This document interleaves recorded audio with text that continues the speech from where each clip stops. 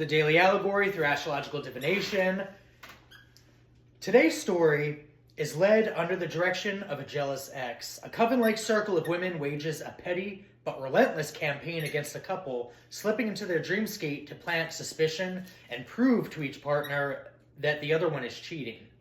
Yet, they keep ignoring the repeated warnings that the man is a highly skilled practitioner who can strike back in real time through the same sleep state they choose to exploit. Using their scrying bowls, mirrors, and divination tools, they try to ride the quantum scene between waking and dreaming, only to trigger escalating backlash. Sudden fires, candles that refuse to light, mirrors cracking at the worst moments, and a sickness that boomerangs onto them as a final warning. As he begins to impair the respiratory systems and motor control from within the shared astral corridor, when one more intrusion pushes him past restraint, he gives his ancestors and spiritual team permission to act at will, and then calls in overwhelming judgment, summoning Tapthartharath, Astarte, Ereshkigal, Horus, Set, Sobek, Anubis, Ammit, Isis, Mayat, Sekhmet, Bastet, Hathor, Wadjet, Nut, alongside Hecate, Lilith, Persephone, Diana, Artemis, and Morrigan, who descend to end the nonsensical assault and ignite the greatest spiritual war ever recorded, culminating in the attackers' final silence as they are spiritually drowned in the silver waters of Culielfi. Today's story is called the Silver Entanglement. They stopped using names the way people stop touching bruises, out of superstition, out of fear that the wrong pressure will make the pain real. The house held them like a sealed jar, warm in the day, pressurized at night, and when sleep came, it came with a second set of footsteps. The woman woke first to it, a dream so vivid it had the texture of a memory. The man's hands on someone else's waist in the kitchen that looked like theirs, except the window's latch was reversed and the clock ticked backwards. A candle on the table burning with a black flame that ate the wick instead of lighting it. She jolted upright, breath tight, and the man was already awake, staring at the ceiling as if listening to radio static nobody else could hear. "They're in again," he said, voice flat with a calm that didn't belong to the hour. When she asked who, he didn't smile or reassure her. He watched the mirror across the room. The one that had begun to look tired, glassed-old, like skin over old bone. "A circle," he answered, led by a jealous hand. Across counties, the ex gathered women like kindling. Their tools were ordinary until you looked too long. A bowl of black water that reflected the room a heartbeat late. A mirror that never quite showed the same face twice. And a pendulum that swung even when the air stilled. They told themselves they weren't attacking, just correcting, nudging probability, stitching doubt into the seams of sleep until the couple tore themselves apart from the inside out. They leaned over the bowl and breathed together, and the dream state opened like a corridor, slick and easy. A place where thoughts could be pressed into someone else's mind like fingerprints on glass. Their whispers slid into the couple's sleeping heads. "He's cheating. She's lying. You're the fool." The woman woke with the taste of copper. The man woke with the jaw clenched as if biting back a scream. And by day their bodies moved wrong, forgetting where they set things, losing words mid-sentence, swallowing air that felt thinner than it should. The Pisces tide rose quietly, though, an invisible flood, and the North Node pulled them towards something they didn't want to learn. The man tried to warn them without spectacle. He sat up in bed and spoke into the dark as if it were a receiver. "Leave," he said, and the word landed in the house like a struck bell. He told the women in fragments he hated giving that the dream wasn't a theater but a corridor, and a corridor was a quantum scene. Entanglement made intimate. Once a mind touched another mind, a distance became a polite lie. He admitted without bravado that his thoughts didn't stay contained the way other people's did. That he had been born with Mercury and Aquarius like an antenna lodged in his skull. That he could feel intention the way a tongue tastes metal. He spoke of creation as a decision, as if reality bent around his will. Like reality was probable to his requests. The collapse of a wave into an outcome, and said most people did it unconsciously, one small choice at a time, while he could do it with will. There was more he didn't want to say, that his blood carried an inheritance older than any church, older than any empire, a star line, descendant of the old gods who weren't myths so much as memories the universe never fully buried. He only said, "They touched the thread," and when the woman asked what thread, he looked at the mirror again as if the glass might answer first. The house began warning everyone at once. A candle refused to light no matter how many times the woman struck a match. Flame, kissing wick, and dying like the air inside rejected ignition. A mirror cracked with a sound like lake ice splitting under her footsteps. The fracture branching like veins. In the hallway, an unlit candle tipped over, and still the carpet bloomed with a black scorch mark shaped like an eye. Somewhere far away, one of the circles woke shivering with a fever and a mouthful of iron taste.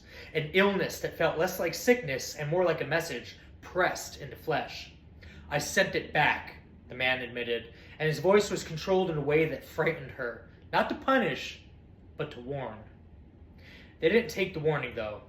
The ex mistook restraint for weakness. She always did. And she drove the circle deeper, crueler, hungry now for proof that the couple could be made to rot from within.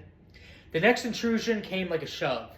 The man sat bolt upright in the bed, and the woman heard him try to inhale and fail, lungs stuttering as if the body had forgotten its own mechanics.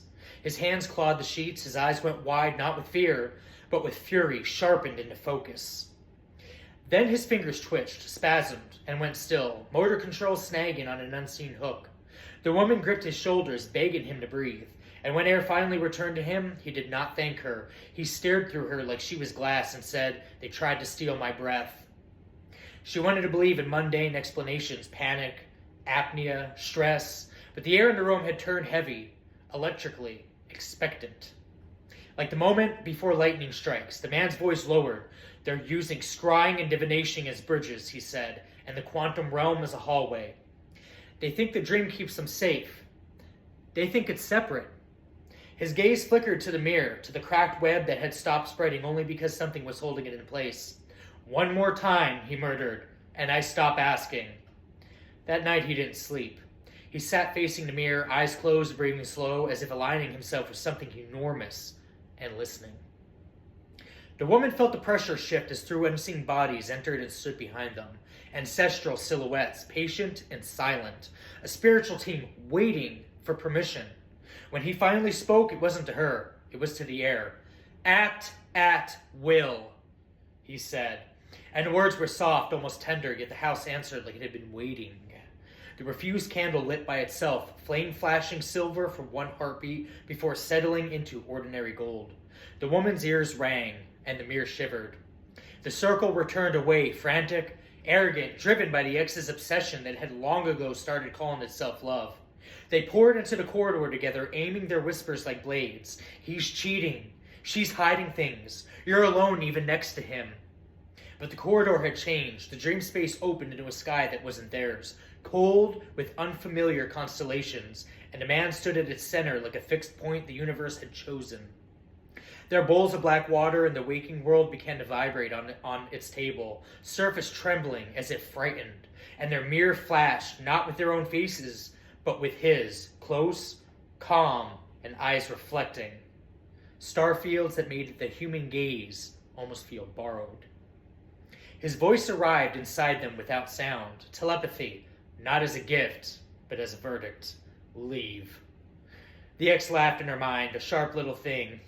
"You're bluffing." "This is not a bluff," he answered, and the corridor tightened around them like a throat. "Entanglement. You touched the thread. Now the thread touches you."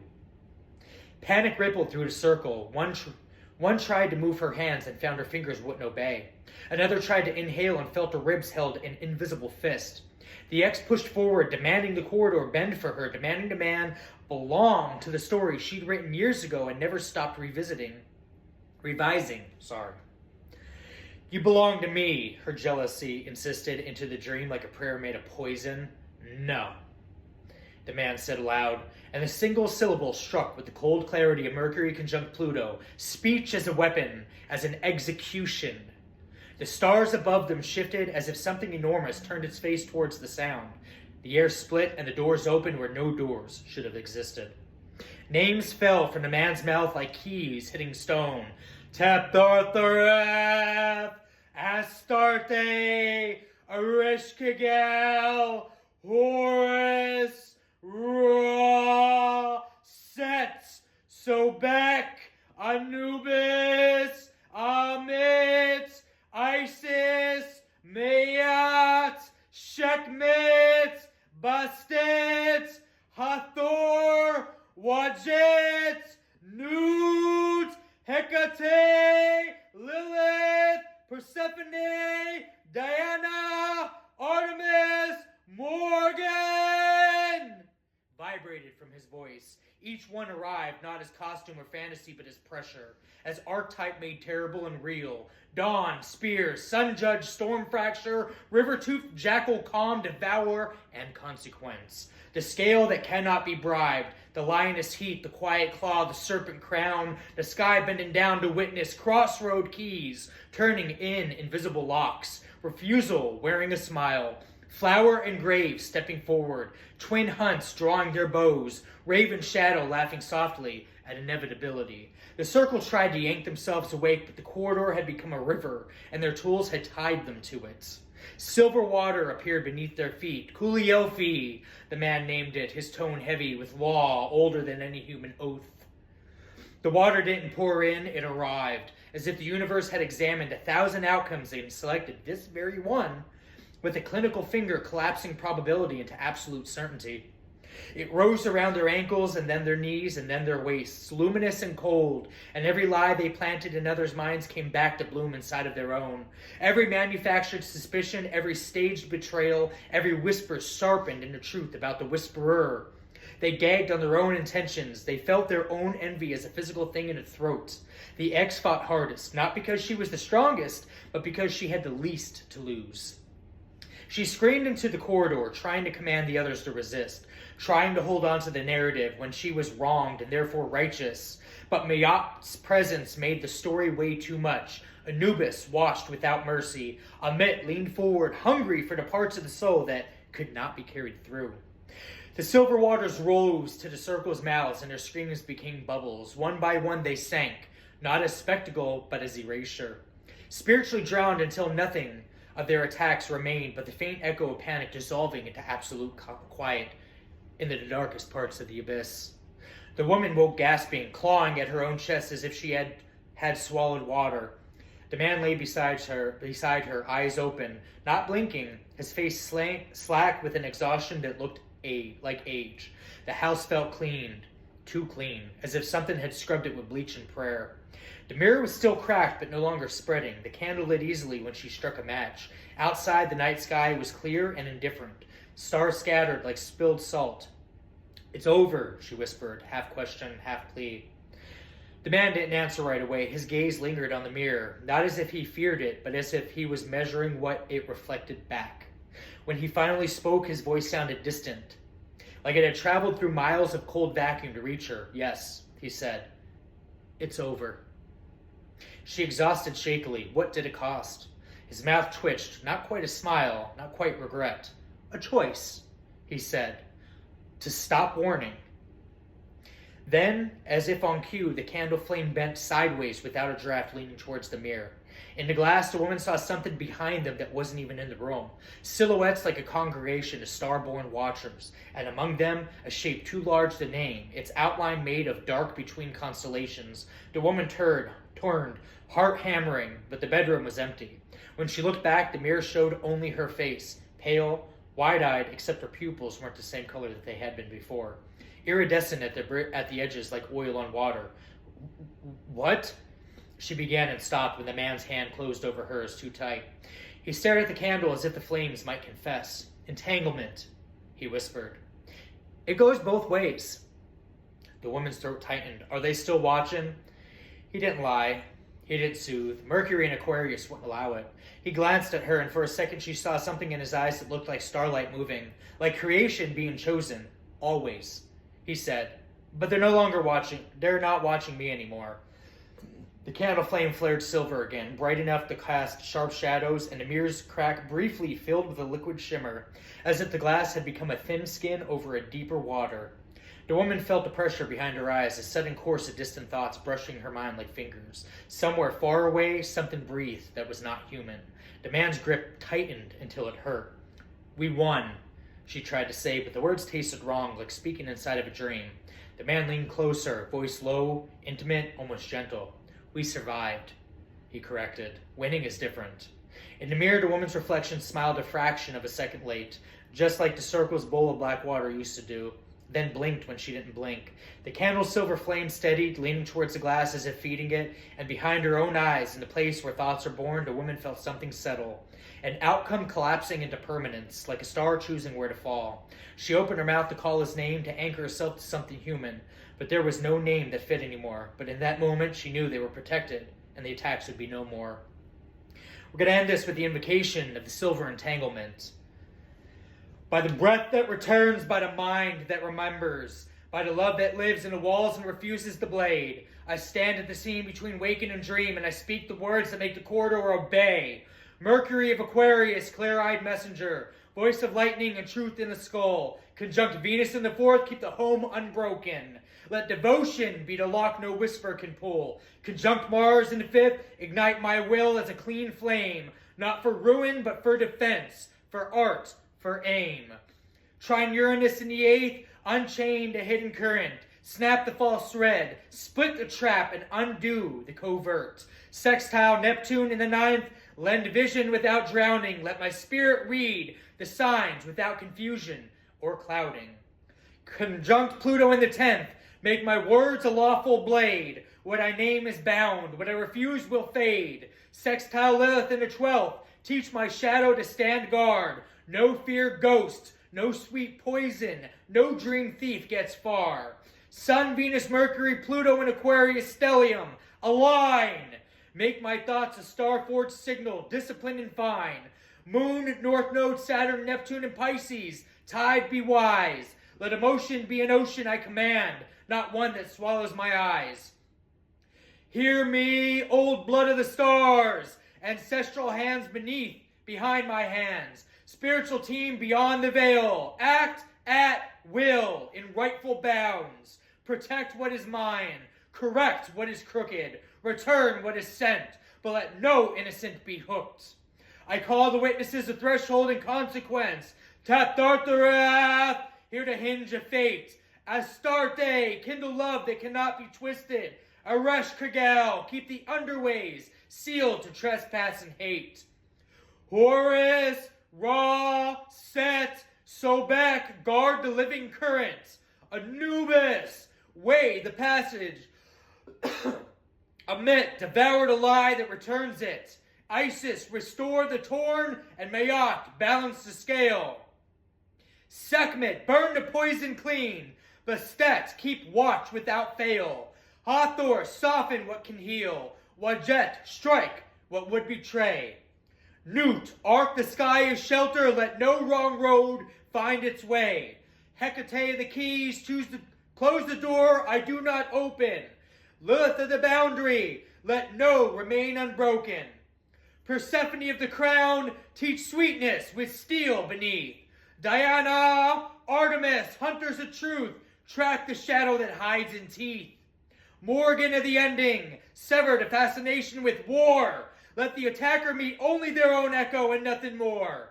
And now, silver waters of Culielphia arrive. Not as vengeance, as verdict, as clarity, as divide. Let false images sink, let borrowed memories dissolve. Let the dream be mine again, let the mind be solved. By quantum law and sacred law, what touched my thread is known. What sought to edit love is named. What is not invited is removed. I collapse the wave into one true line. The home is sealed, the bond is sovereign, the sleep is mine. Mirrors reflect only truth. Candles take only clean flame. Corridors close to thieves. Breath return to its rightful name. So I speak, so it is carried, so it is done. In silver, in starlight, in silence, until waking comes. By old blood, by old dominion, these declarations of act at will shall now be fully invoked. This shall be whispered as law that underlies law, and so it is. And that's all I have today.